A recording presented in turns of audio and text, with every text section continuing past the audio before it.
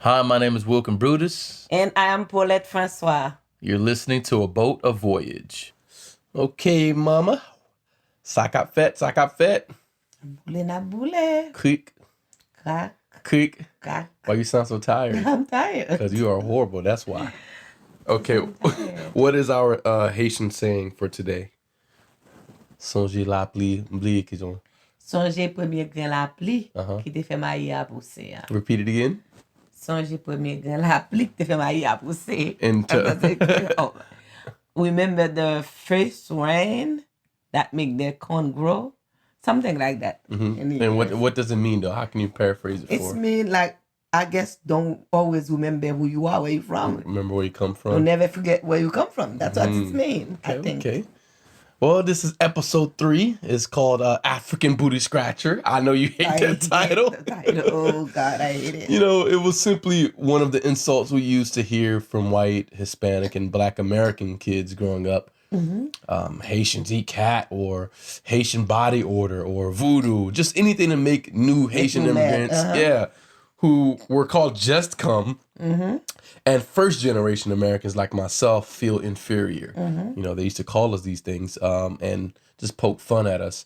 But now the African diaspora is finally, coming together. Stories are being shared, cultural understanding is happening. In your journey, you lived in Key Largo, different places in Miami, mostly in Haitian communities, right? But in the late 90s, you were forced to settle in Dyson Circle, a poor project housing community in West Palm Beach. You soon realized that African American and Haitian interaction was a love-hate relationship, very similar to like Italian versus Irish or Korean versus Japanese. So I guess this question I have is, how would you describe your experience dealing with prejudice and discrimination within that Black American community? There's something about Black American back in the days. They always like try to pick up an Haitian. But me, I'm always keep my head up because I know where I wanted to go. And I refuse to settle for less. So sometimes life can be tough, but I always keep my head high, knowing tomorrow will be better. You know? Can you remember like any instances in that neighborhood that, like, man, The instance in that neighborhood, I never been in that situation before until I get to that Pacific neighborhood. Because at the time, I had a Cadillac. I had a Cadillac DeVille. They were so jealous of me as a Haitian woman driving that car. So they always telling me, or this type of car used to drove by President Ronald Reagan or something like that, who first had the car. And they always say, I'm driving this car. I was from Haiti and dumb Haitian and this and that. And because I always dressed up my children, dress you guys for church on Sunday. My kids always dress well, even when they're going to school. So they're always like, even I help them too. I give them ride in the car if they need to go places. But they're still jealous of me because I'm Haitian driving that type of car. But to me at the time, I was never picture certain thing, why people doing things, Why do they act like that? This is a big country. You can have whatever you want. But you have to have a set of goals. You don't just sit there, stay on welfare, and then expect everything to hand to you. You have to get up and work for it, because this country offer you so much. But you're not gonna just sit there for them to give it to you. You have to, even though they help you in a certain situation, you have to get up, make tomorrow better for you. But I remember you had some big issues with the next door neighbor. Let's not name any names. Yeah. But on the other side, we had a great relationship. Yes. Remember, we can name them Pam and Keita. The rest of them really respect me. So on one side, great African American family who loved us and we loved them, and then literally the opposite. Yep. On the left side of Jealousy. the building, They remember they used to leave the trash in front of the yard. Sometimes they put Can you the explain trash. that? Yeah, they used to give me so much problem, and because of jealousy of the way I carry myself, sometimes they can cook the food and put the trash in my backyard, in the back door. But one day I woke up, I'm like, what happened? Why is the house smell like that? Because before I go to bed, everything is clean, carpet vacuum, everything is clean. So I was like, flip the couch, check everywhere in the house. Why would it be smell like that? For whatever reason, something may tell me, because I have this wall unit, I put the wall unit in the back door. So when I'm not home, nobody go outside. I only leave the front door, open, but I leave the back door. I put the wall unit across the back door. And then I say, what can it be smell like that in the house? Because the back door never open. The wall unit is closed, And I go outside, make a round to the back of the house to see what happened. There was garbage all over my backyard, all over my back door. So I called the police. So when I called the police, the sheriff came, officer, we will not say name. Well, you can say the sheriff thing. We don't have a problem with the sheriff. Officer Gilbert came. I remember Officer Gilbert. Yeah, when Officer Gilbert came, I'm like, I explained it to him what happened. And he looked at the house. He said, everything is clean. Why is the house smell like that? I said, that's the reason why I called. I want to show you something. So when the Officer Gilbert came, we walked, to the backyard. And he was like, oh my God, this is unbelievable. So he went to her house, and asked her, what did you cook last night? And she said, why you ask? And she said, this is what she said, this is what we cooked last night. And Officer Gilbert said, let's go with me. I want to show you something. Because they're making barbecue ribs. And barbecue ribs, corn, and cornbread. And they know your Haitian ass was not eating that. Yeah, and also, Officer Gilbert walked to the backyard with her, and she said, what is this trash doing here? And she said, I don't know. And she's very vulgar. Yeah. Very vulgar. I never see somebody so disrespectful. And Officer Gilbert said, you're not going to disrespect me or talk any bad word in my face. So he wrote her up, citation. A citation. Yeah. And he said, you're going to do citation. And tomorrow, I give you, I think, 24 hours or something like that to make sure that this backyard is clean. So the same evening, she sent the boys to the backyard, and it was Jesse, one of her sons, that did that. So they completely cleaned the backyard. And the next morning, there was a big argument. She told me, go to Africa, da-da-da. Which is crazy because we're all I don't African. mind go to Africa. I say, you give me a ticket right now, I will assure you that I will go to Africa. But where would you go? Because you don't know where you come from. If you don't want me to go to Haiti, I will go to Africa. If you don't want me to go to Africa, I will go to Haiti.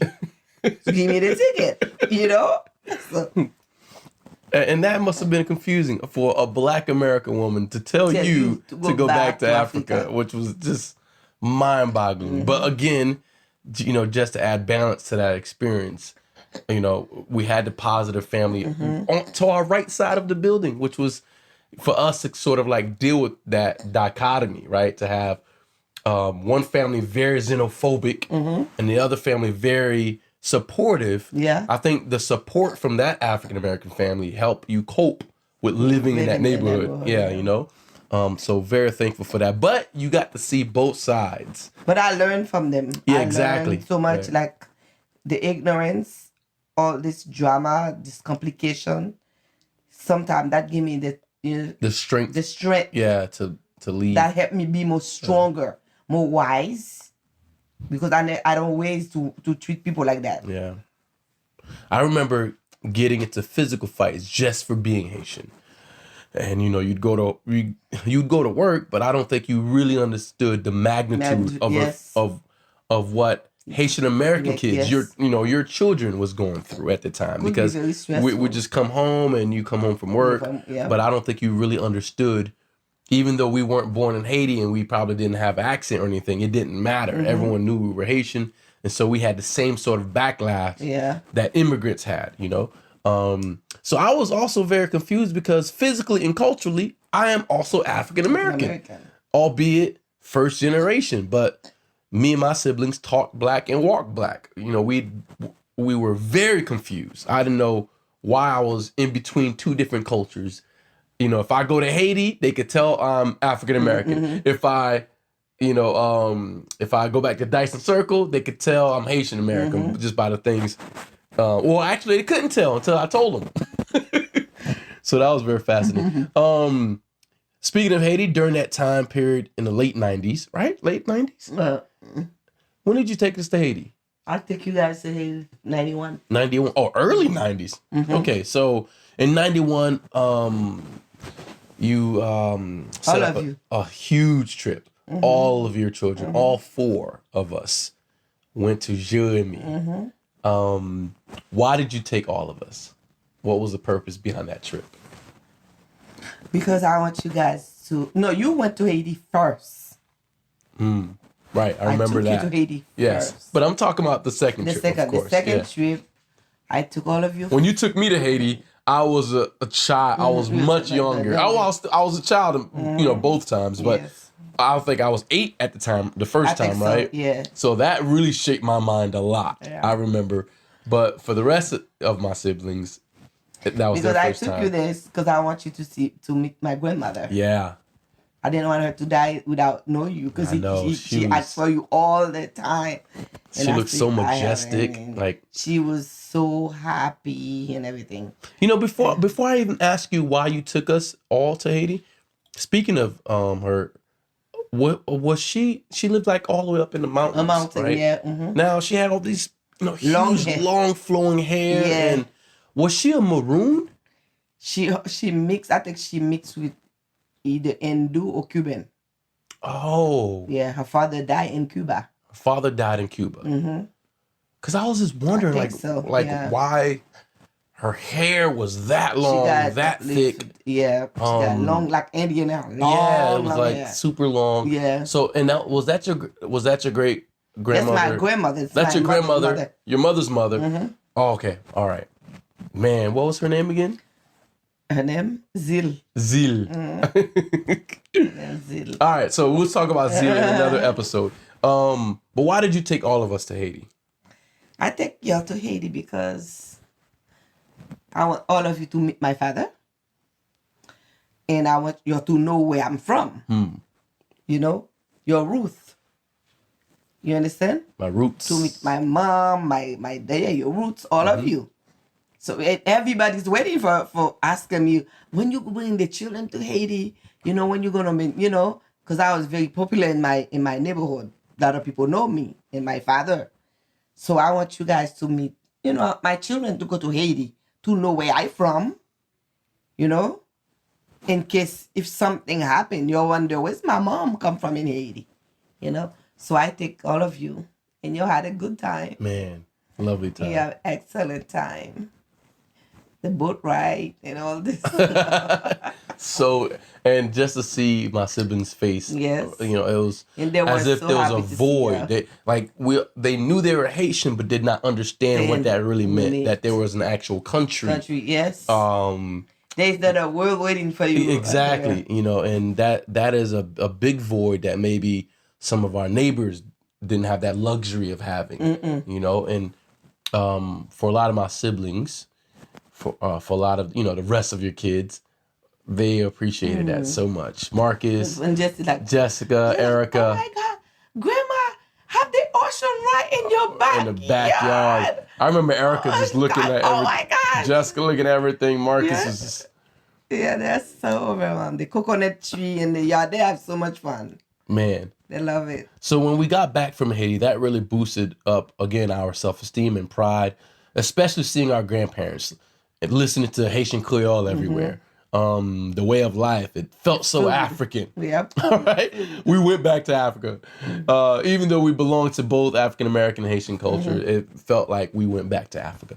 And it wasn't all bad though in Dyson Circle, in that project housing neighborhood. We still had a sense of community and created close friends.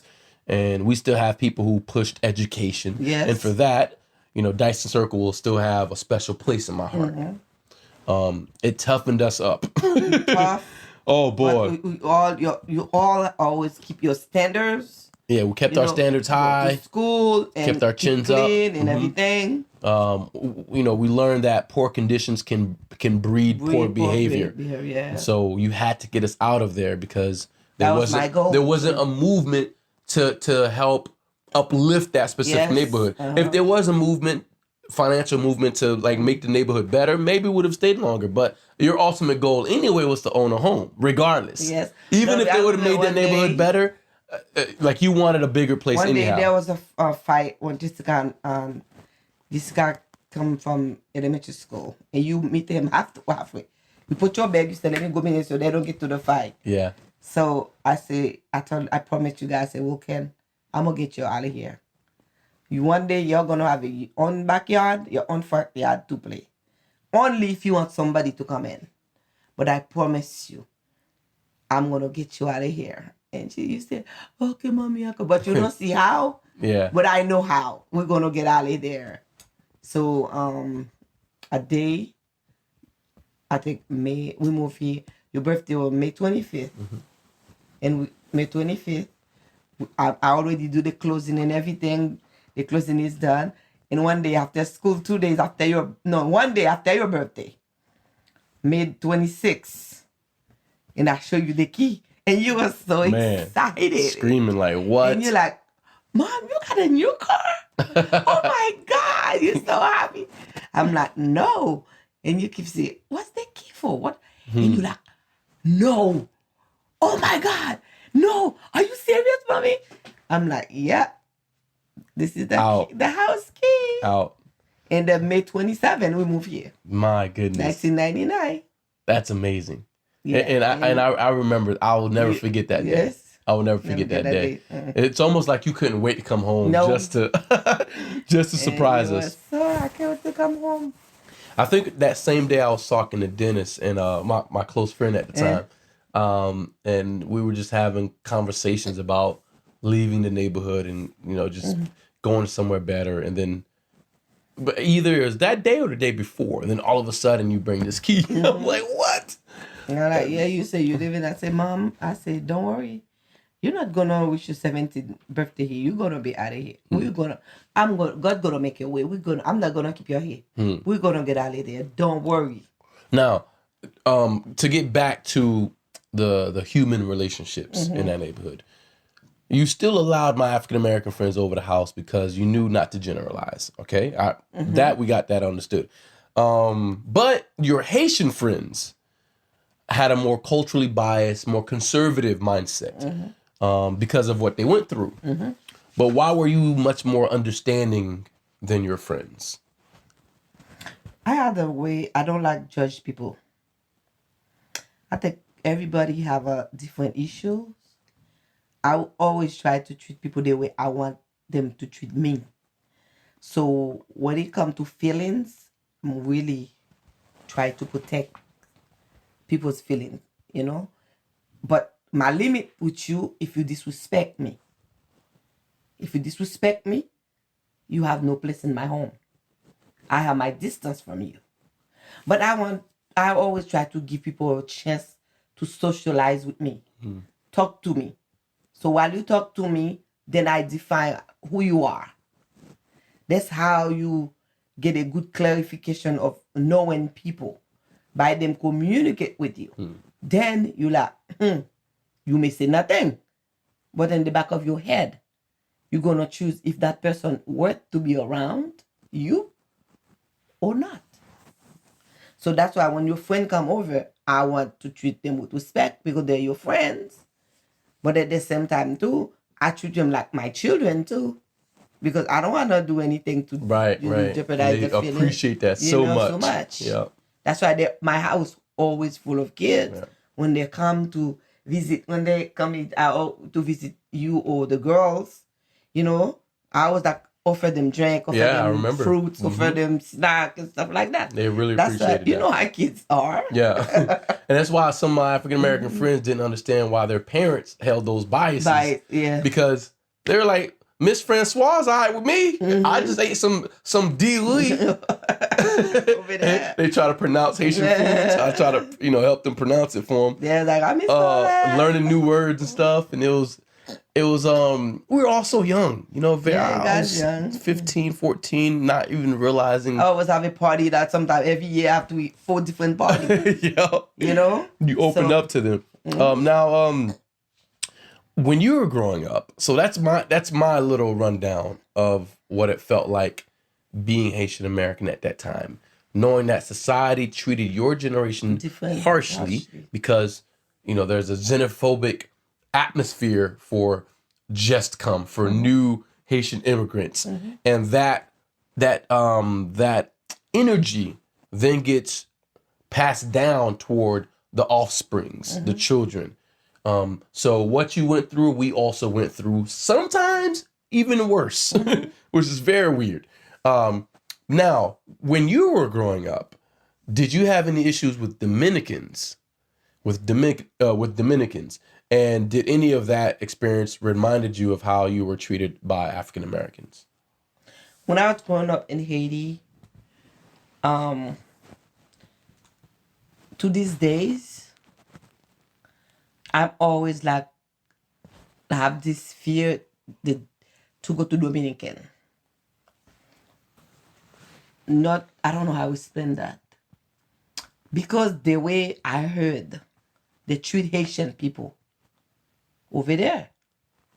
So I never have a desire to go to Dominican. Not because an individual, I hate Dominicans people. You understand what I'm saying? Yeah, so you're saying it's not that you don't like Dominican people. No. It's that it's not that I don't like Dominican people. I have a lot of Dominican friends.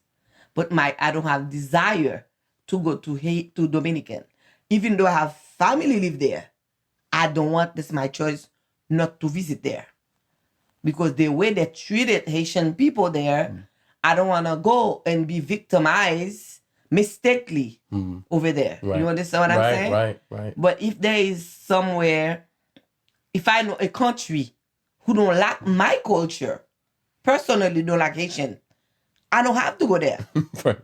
Not because I want to show people that I go to Dominican. Yeah, especially if you don't have to go. If I don't have to go, like if my family, if my culture not welcome there, I have no reason to go there. But not because that, that I hate Dominican. Right. I don't hate Dominican in anybody. I don't have the hate in me for no one. So I didn't even know we had, like, how much, is it a big size, a big portion of, not big portion, how many family members do we have in the Dominican Republic? I have several family members over there. My cousin, she just go back to Haiti. She was a nurse over there. Oh, she was a nurse there? Yeah, she was a nurse over there. She finished school over there for a nurse, but she go back to Haiti now because it's too much going on. She just don't want to victimize for certain things. A lot of them so she was a nurse in Dominican Republic, and she just felt hate towards her as a nurse? Not as a nurse, as what's just going on in society in general. So she go back to Haiti last month. She can speak Spanish and Haitian Creole? Yeah, she got to school over there. Yeah, she finished over there. She graduated over there. But I just, even right now, if I heard or in Jamaica or Africa or anywhere, right, they don't like Haitian, mistreated Haitian, I'm not going there. Right. I'm not going. Yeah, it's a matter of safety. It's a matter of safety. I don't care. They give a free ticket. Even in New York right now, or Paris, anywhere in the world, they hate Haitian. They don't like Haitian people. They're mistreating them over there. I will not buy my ticket to go there. Yeah, I have no business over there. That's the reason why I don't go to Dominican, because this the too much going on between Dominican and Haitian. Right. So when you it's just a border. Exactly. I don't see why, because I always thought if something happened in Dominican, if something happened there, let's say it's a tsunami or God forbid there is an earthquake over there, where do you think they're gonna go? They're gonna go to Haiti because this is what's closer to them. Right. You understand? They're gonna completely go to Haiti. But you don't hear Haitian mistreat Dominican like that. You barely hear that story. You don't hear Haitian people hate other culture. That's rarely to hear. Right. Because Haitian people always embrace inclusive any culture. As a matter of fact, they will give them more protection than you from Haiti. That's the history of Haiti. Yes. Is to gain freedom and seek other people. Yeah, and lend out support. That's why for when other you see when Haitian people, like if somebody coming elsewhere and for visit them or whatever, they will treat you with so much respect, so much dignity. They will respect you and treat you real good. Now, when you left Haiti, so you had that in your heart about visiting Dominican Republic. Did you expect? Because obviously you didn't at 16 years old. You didn't have any experience with African Americans at that time. No. So did you expect the amount of animosity from African Americans? What did you think of African Americans before you came to the States? Nothing. Like you had no idea anything about what they are? Superstars? I didn't really think the differences in Hollywood. between in Haiti, you have the white Haitian, black Haitian. The difference is between them two is money. Not because you have the most privilege. It's class. It's not like that in Haiti. You black, you have the money, and then you have the high class. You have you white Haitian, you speak Creole, you white, you don't have no money. They consider you just like everybody else. But when the mostly I know too much about African American and white American when I come to the United States. I didn't really I thought all American is American. But when I was in Haiti, what I know when I was in Haiti is the one who has more money. The more money you have, the higher your class, But if you don't have no money, you on the floor just like everybody else. So it's confusing for you to see African Americans at that time hate you that much when y'all on the same level. And I'm like, why would this person a black? Another black. And I'm black. And then what's the matter with you? Yeah. We only speak different language. Yeah. That's all. It's not that I disrespect you or mistreated you. And even though sometimes I feed, I cook, I give the food to her children and everything. But I got it tough with her too. Now, yeah. So of course you saved your money. You eventually, bought the house we talked about earlier, and it was in a neighborhood that is multiracial, multicultural, middle class neighborhood. Yeah. That has a lot of Haitians, right? And Successful Haitians, lot of Chinese, whites, black, Latinos, Chinese, everybody. Yeah, my sister's best friend is Palestinian. Mm-hmm. So, the neighborhood is extremely diverse. Mm-hmm. Very different from where we are when we were before the Dyson Circle. So what did owning a home in the U.S. and Haiti mean to you? What you moved into this neighborhood, so now our mindset about American society started expanding.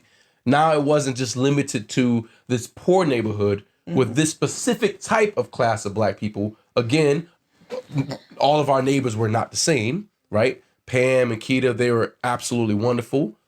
The family to our left was absolutely horrible. So we got an insight of the inner class differences within the projects, right? Mm-hmm. But when we moved to this middle class neighborhood, we saw that people sort of work together more, that there are more opportunities, more resources, not because of color, but just when you have more money, there's more resources. But for you, since you realized that more resources came with more responsibilities, obviously, and newfound power, what did that mean to you when you now that you own a home here and in Haiti? Can you explain that significance? The significant mean that the first time I bought this house.